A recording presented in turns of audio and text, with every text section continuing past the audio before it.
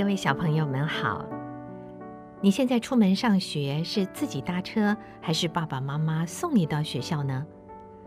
不论是自己搭车还是爸爸妈妈接送，所花的时间都不会太多。可是古时候呢，因为交通不方便，往往出门去读书啊，或者赶考，或者是工作，一出门就得好几个月，甚至于是离家几年的时间。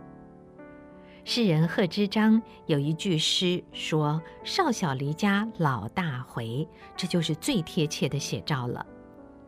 因此思乡、思念亲友都是古代文学作品当中相当常见的主题。今天我们要来读的这首诗呢，充满了诗人真挚浓厚的思念情怀。它是来自唐代诗人王维的《9月9日忆山东兄弟》。他写着说：独在异乡为异客，每逢佳节倍思亲。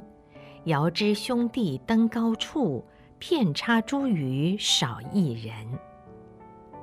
王维大家比较熟悉啊，他是唐朝著名的一位诗人，主要以山水田园诗的成就最突出。他的作品诗就像一幅画卷一样，结构层次丰富，而且声色俱佳。在看他的作品的时候，真是兼具了视觉和听觉之美。就连宋代的大文豪苏东坡都盛赞王维的诗，说是已经达到了诗中有画，画中有诗的境界。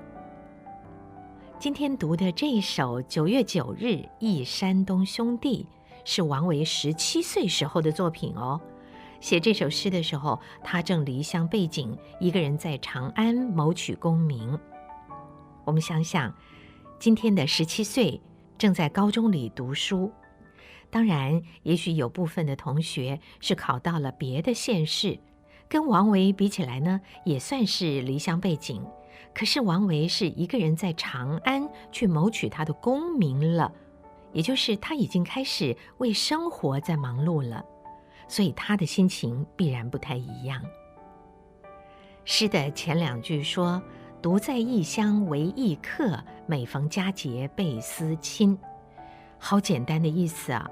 诗人王维自己一个人独自在外，举目无亲，越是在过节热闹的团聚时刻，就越发觉得自己孤单的心情。他用了独和异，就是孤独的独，还有差异的异，这2个字就把客居异乡的疏离感表达的是淋漓尽致。而后2句说：遥知兄弟登高处，遍插茱萸少一人，则是把亲人之间互相思念的情感更加深化了。他说：我在遥远的地方想着家里面的兄弟们，在重阳节登高，互相为对方佩戴茱萸的时候，一定会发现独独少了我一个人吧。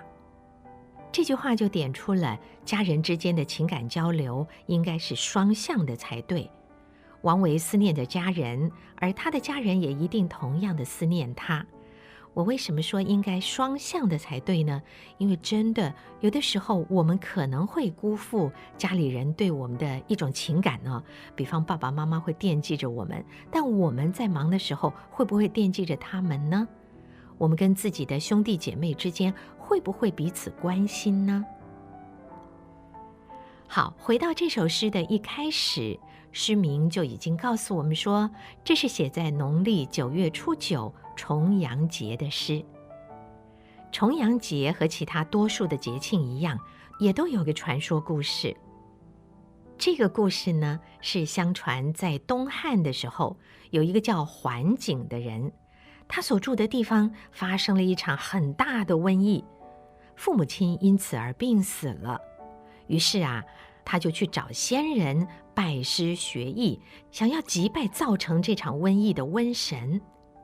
仙人就告诉他说，9月9号的时候啊，瘟神会再度回来，你呢就让乡亲父老们呢都带着茱萸叶子，带着菊花酒到高的地方去躲避一下吧。到了那一天，桓景就照做了。他把亲友们通通都安置妥当以后，就带着他的剑去跟瘟神搏斗，而最后呢，当然终于杀死了瘟神，让大家重新回到一个安稳的平静的生活。而后登高还有喝菊花酒，佩戴茱萸来辟邪，就成了农历9月9的习俗。而由于9月9日的99跟长长久久的99是同音的，于是这个节日也就有了为长辈祈求长寿的意涵，所以就被定为重阳节，是一个敬老的节日。它曾经没落过，没有被太多人注意，但是这些年来我们越来越讲求孝道，所以每一年重阳节的时候，大家会发现这个社会上就会有很多敬老的活动哦。不知道同学们，你在重阳节的时候有没有为家里的长辈，主要应该指的还是爷爷奶奶、外公外婆，因为现在爸爸妈妈都还很年轻啊，有没有为家里的长辈做一点什么事呢？也许你找不到茱萸叶子，当然你也不能喝菊花酒，但是我们可以跟爷爷奶奶、外公外婆打个电话，或者陪他们吃顿饭，他们心里开心，也就传达了我们对他们的敬和爱了，是不是呢？这是今天读的诗，唐代诗人王维的《9月9日忆山东兄弟》。独在异乡为异客，每逢佳节倍思亲。遥知兄弟登高处，遍插茱萸少一人。